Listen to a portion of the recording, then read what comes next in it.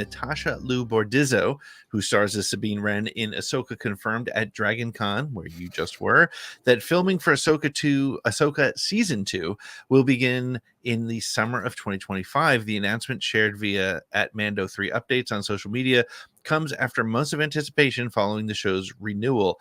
Bordizzo also noted that filming will start after the Mandalorian and Grogu movie, which is currently in production and expected to complete principal photography in the coming months.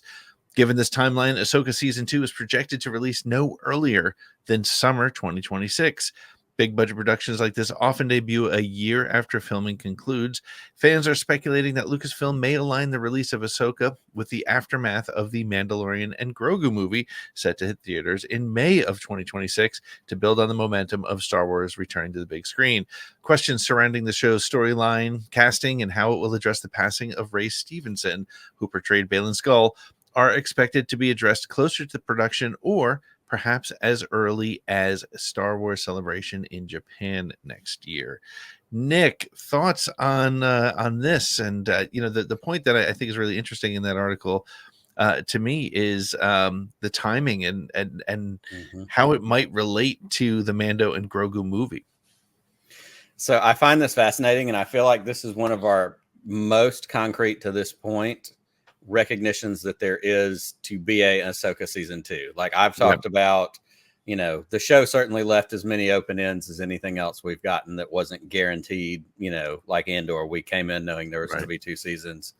So this feels like the most concrete there will be a Season 2, because my theory kind of previously that was it's not promised. We're going to get the rest of these questions answered in the Mando and Grogu movie. What happened with Thrawn? How does Ahsoka get back? Or does she, Ezra Bridger can't just show up, hug Hera, and then we're done. Like there has to be something else happening. So this feels like the most concrete part of that. I am not going to be at all surprised if it is indeed connected to the movie. It's, I'm fascinated by the Baylan Skoll question. I really do think that that's a character worth recasting. There's some great choices out there. I can't off the top of my head come up with who they were, although I can see one guy's face in my head and I can't remember his name. But I do want to see it. Of course, I want to see more Ahsoka because that's one of my favorite characters. I did enjoy the show. But it also is going to kind of tag into, I think, what the next news story is too. Yeah. The delay in the production time is going to play into some of the new strategies that I think Disney is working on as relates to TV. Yeah. And we'll hit that in a second, but I think the one thing, the one question that I have, and I think it's actually kind of an interesting floater, is where Ahsoka Season 2 is going to fit into the Mando and Grogu movie. I